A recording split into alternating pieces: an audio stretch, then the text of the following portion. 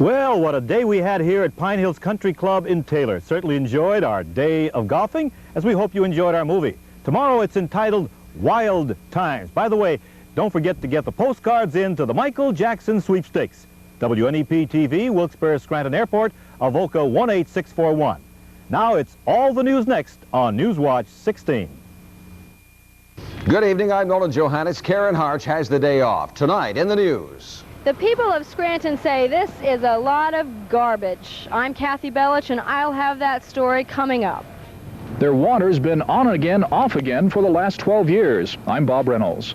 Why does this South Wilkes-Barre neighborhood have some very angry words about this railroad? I'm Mark Davis, and I'll tell you all about it. I'm Mike Stevens. Later, along the Pennsylvania Road, some horsepower horsing around in Snyder County. Those reports plus Tom's hot forecast and Joe's hot reply to a frustrated fan. Newswatch 16 is next. In your car, listen to Newswatch 16 on WKRZ AM 1340. Proud to serve northeastern and central Pennsylvania. This is WNEP 16, the news station. Now, Nolan Johannes, Karen Hart, pilot Jack Rulin in Skycam 16, Chief Meteorologist Tom Clark, and Joe Zone on sports. This is Newswatch 16. Good evening. There's a state of emergency in Scranton tonight, and it's all about garbage. The city's DPW is behind again, and that's in its trash pickups. Newswatch 16's Kathi Belich says this time it's making some Scranton streets look and smell like a dump. Kathy's live now in Scranton's Greenridge section. Kathi? Well, no, and it certainly is. The bags and the cans are stacked up all over the city, especially in the Greenridge section. I talked to one city resident today who asked us if we knew of a dump he could dump his own garbage at. He's so fed up with this constant problem. Along here on Monsey Avenue in Scranton's Greenridge section, animals are having a field day. This squirrel found something he liked in the heaps of garbage. That's exactly what's making Jeff Kuiper angry. He says the animals get into the trash overnight, then he has to bag it again in the morning, and it should have been picked up a week ago. Anything to keep the pickup on schedule would be a good plan. It really would. If it means private contractors, let's do it. The director of the Department of Public Works, Joe Lotney, says he's declared a state of emergency until trash pickups are back on schedule. He says 4 workers who had been laid off might be brought back, but he says this isn't the way to deal with the long-term problem of high absenteeism among his workers. We are negotiating with the union. We're talking to the union about trying to get in a better kind of rapport between management and the union to see if we can't work something out. Now, Lockney told me that some of his workers have taken between 30 and 40 sick days without pay after they're allowed 18 sick days with pay, and that's just in the first 6 months of this year. Now, he says that he wants to stop that, and he wants to make some stiffer rules when it comes to absenteeism in his department. Kathi Belich, Newswatch 16, live with the Instacam in Scranton's Greenridge section. Nolan? Residents of a South Wilkes-Barre neighborhood say they're having a problem with trains parked near their homes. They say that's making them prisoners in their own homes. And as Newswatch 16's Mark Davis reports, the people are taking their complaints to the city council. And the noise gets progressively worse. The people who live in this South Wilkes-Barre neighborhood value their peace and quiet. But lately here it's been anything but peaceful and quiet.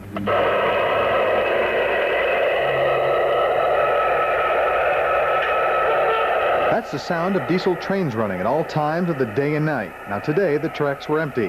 Betty LaRusso and her neighbors, armed with the recording and more than 200 names on various petitions, are going to City Council tonight for a stop to their sleepless nights. I want them to stop it.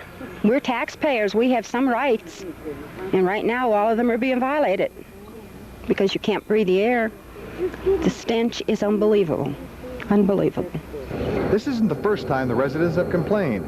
Last year, Newswatch 16 looked into the problem and the noise stopped for a few months, but now the residents say it's worse than ever.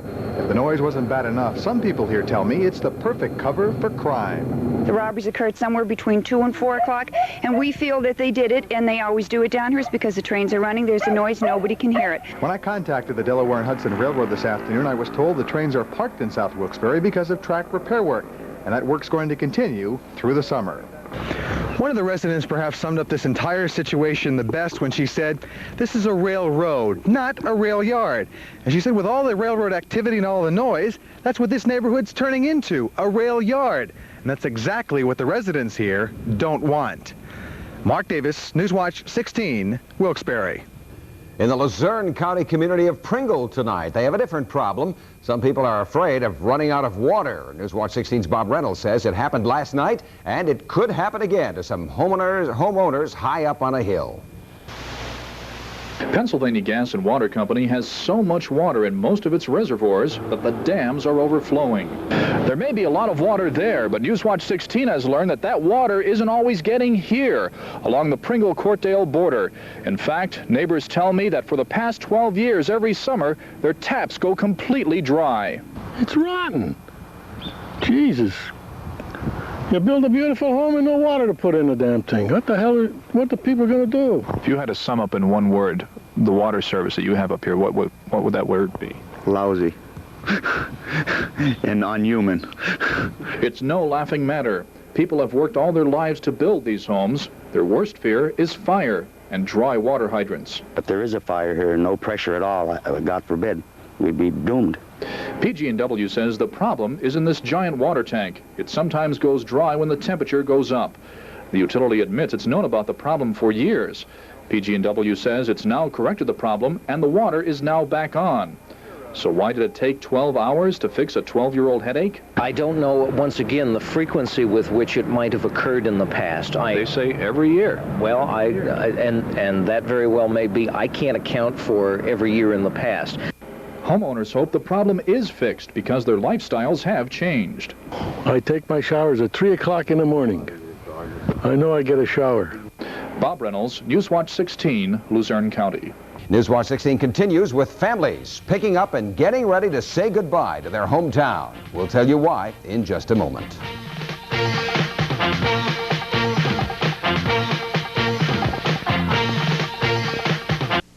WNEP and Pepsi present the Michael Jackson Sweepstakes.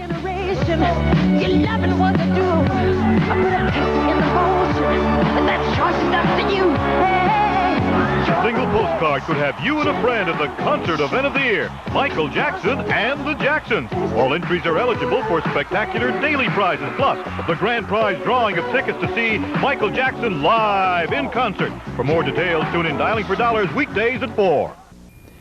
It's the final chapter for one family in Centralia tonight. First thing tomorrow, Margaret Chapman and her 13-year-old daughter Kim will move out of this house on Centralia's West Park Street to nearby Mount Carmel. The Chapmans will be the very first residents to pull up stakes in a government home buyout program to aid the victims of the underground mine fire. Newswatch 16's Bob Costantini reports on a Centralia health survey trying to find out any long-term effects of the 22-year-old mine fire. Heat, steam, and burning coal gases rise from the ground in Centralia. No one is sure what effect they're having on the health of people living here.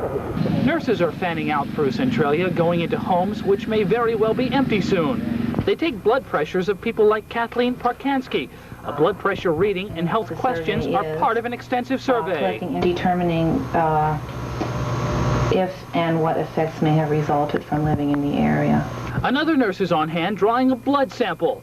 Her home is not directly above the mine fire, but Kathleen Parkansky has started moving out. Nobody knows what the long-term effects will be, but as of now, I have no problems. So.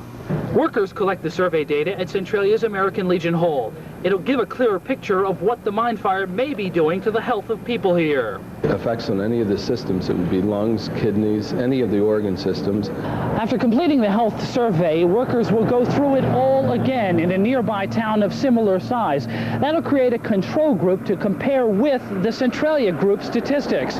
In future years, the health department will resurvey the Centralia test subjects who've moved to find out if there are any changes in their health.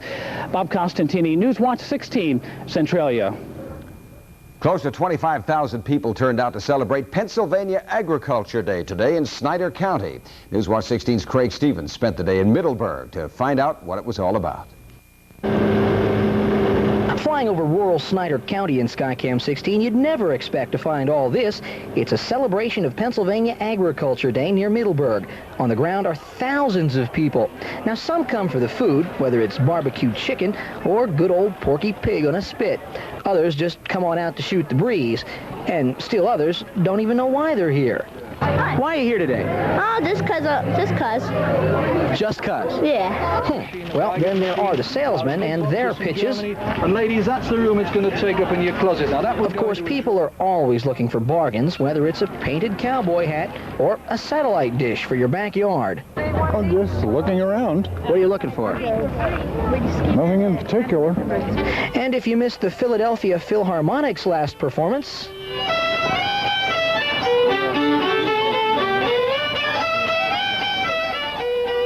there can be all kinds of reasons why people come to a place like this. Now, my boss made me come, but there are some fringe benefits. Hello. Hi, how are you? Great.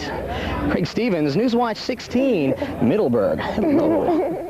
And stay with us. Mike Stevens will be taking us on the Pennsylvania Road later. But now, Tom Clark with his forecast. Don't give it to us yet, though. What a day. Yeah, beautiful. We're going to cook and then cool off. All right. Next couple days. I'll have figures when we come back.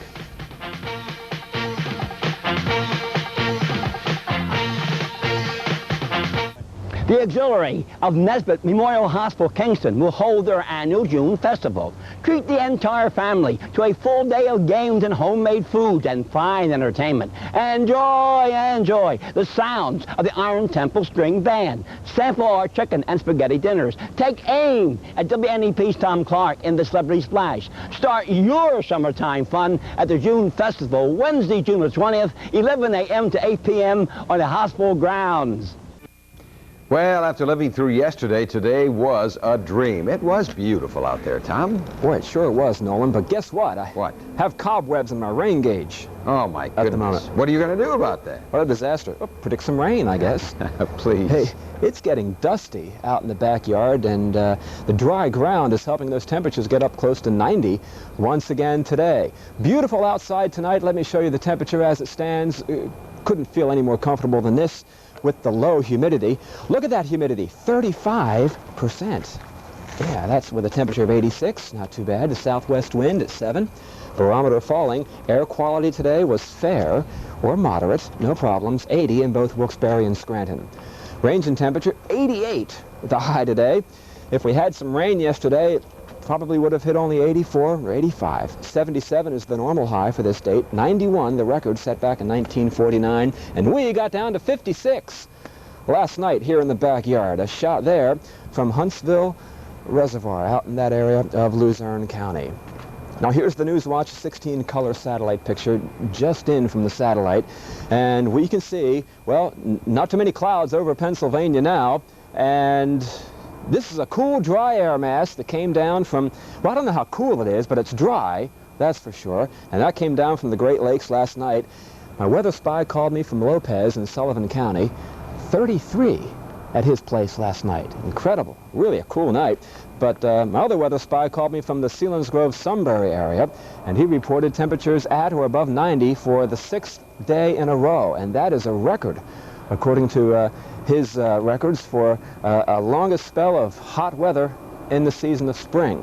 Selinsgrove and Sunbury, baking down there. Now look out to the west here. It got cool out in the Rocky Mountains last night. The coldest temperature in the nation was out in Ely, Nevada. Or is that Eli?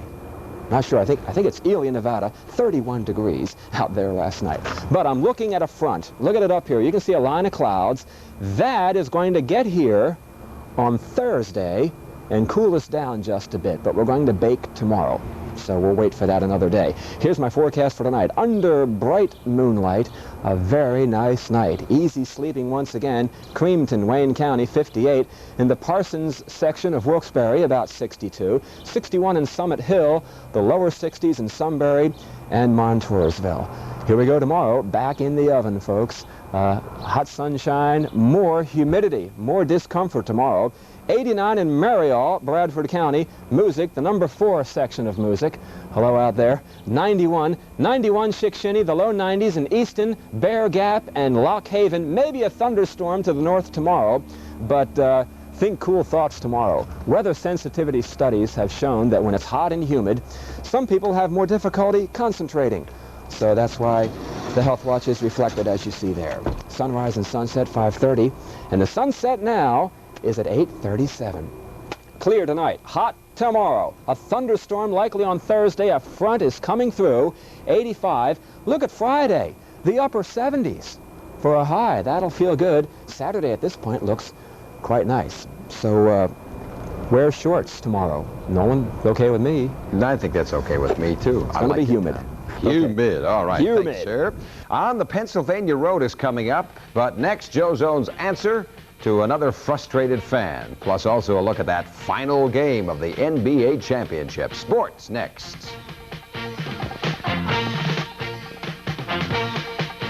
Dance to the music and catch the fever.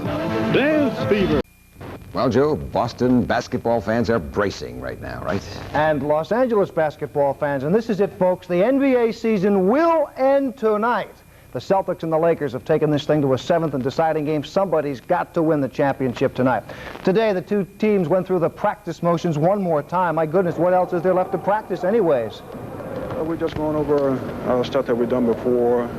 Defense, offense, we talked about pushing the ball up. We talked about green, but it's the same as before, the same format. It's a 7th game, same as it was against New York. So what we have to do is just go out and just play hard. Well, if you ask 3 million questions this year, or 750,000 questions, or 2 questions, the only answer we want to give you at the end is that we are winners. It all comes down to one game, that the best team tonight's going to win the series. You know, whether it be the best team overall, the entire season, whatever, that has yet to be determined. But the team who plays the best this evening will be crowned the world champions, and we've got to make sure that's the Boston Celtics. The Lakers' biggest concern in Game 5 here at Boston Garden was the heat. It seemed to slow the Lakers' fast break. Coach Pat Riley's not concerned a bit. I think overall it's going to be a great basketball game, and I don't think anything's going to happen, but we have to be concerned about that. And already you have made preparations for the heat, just as you talked about. Well, it doesn't seem like there's a whole lot of heat. The only heat that's going to emanate is going to be coming from the floor, not from up on top. Not any more questions to answer. It's all going to be answered tonight on the floor. That's basically going to be it. It's nothing else to be said. You know, it's all been said. Now it's time to do some of it. I guess we just want to do things that we've done all year that got us this far. I hope that at least once in your life you get a chance to see a game in the Boston Garden. The place is its story all itself. You go in there, you can feel what it's like to be a Celtic. It's a subtle edge, but the way this thing has gone, any edge can make a difference. I like the Celtics. Big National League East battle this afternoon between the first-place clubs in Montreal. Hall's home run didn't take too long in giving the Cubs a 3-0 lead. But Reynolds came through with a double. That made it 3-2. The Cubs, though, with a big inning, 5-run fourth, they go on to win it. The final score, 11-4, as they pick up some ground in the National League East. Okay, that brings us to this week's frustrated fan, Jim and Gloria Taylor of Jim Thorpe. Dear Joe, they write, you've made it quite clear that you're a Yankees fan. That's fine, but, you know, this is Pennsylvania. We have 2 terrific ball teams of our own. Our favorite is the Phillies. Remember the Phillies, Joe? National League champs? There are a lot of other National League fans in northeastern Pennsylvania. Some nights, the only scores you give are the Yankees versus whoever. The only clips we see are of the Yankees. Be a Yankees fan at home. On TV, be a sportscaster. Give us impartial coverage of both teams, both leagues, and all of the teams. I'll tell you what, when I get a letter like this, I kind of shake my head. I ask, what are people looking at when they watch the sports? I mean, is Tom Clark putting some of you people to sleep or what? The Taylors aren't alone. Others have this same absurd impression. So you don't think I give all of the scores? Let's go right to the source. The man who runs the scoreboard here at 16 every night, Mike Trues. Hey, Mike, how do you respond to people who say, we don't give all the scores, we don't give National League and American League? I can't believe it. We have scores, we have the National League all the time, we have the American League all the time. Sometimes I'm typing them in during the weather segment, trying to get these updates in, so you, Joe, have them up on your sports screen at 11 o'clock all the time. I can't believe Jim and Gloria here are saying that we don't have the Phillies score. There it is right now, flashing. So if they think we don't have scores, I would like Jim and Gloria to come in and try to type in all the scores for you, Joe. We don't want Jim and Gloria to come in, but that's the point. We give all the scores. That's all of it. Give tonight your best shot. See you at 11 o'clock.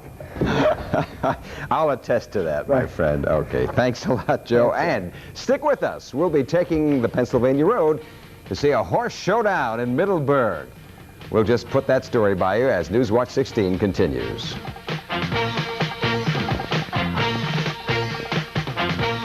Watch what we do with this picture of a lemon to demonstrate the effectiveness of television. First, we add color. Then sound and motion. And finally, emotion.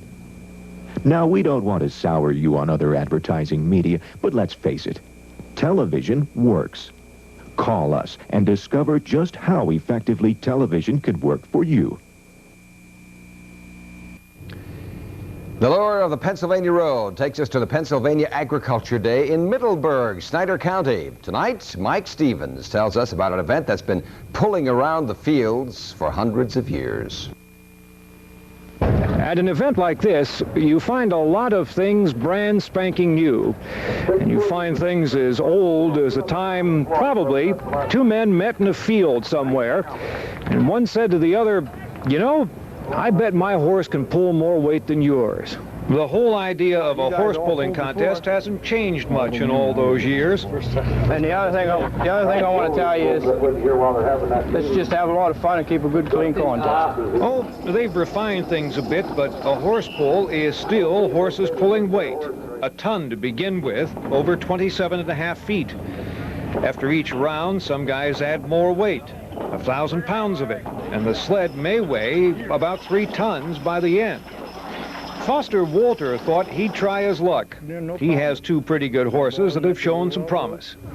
We hooked them up in wagons Sundays, and I cultivated corn last summer with them, and I intend to cultivate my corn this summer. And where I cultivated with them, they walk pretty fast. Now, Foster hasn't had much time to practice. Farmers get to be kind of busy this time of year, and you know how late spring has been. So he didn't expect much, and he didn't get much. Dig in there, sir.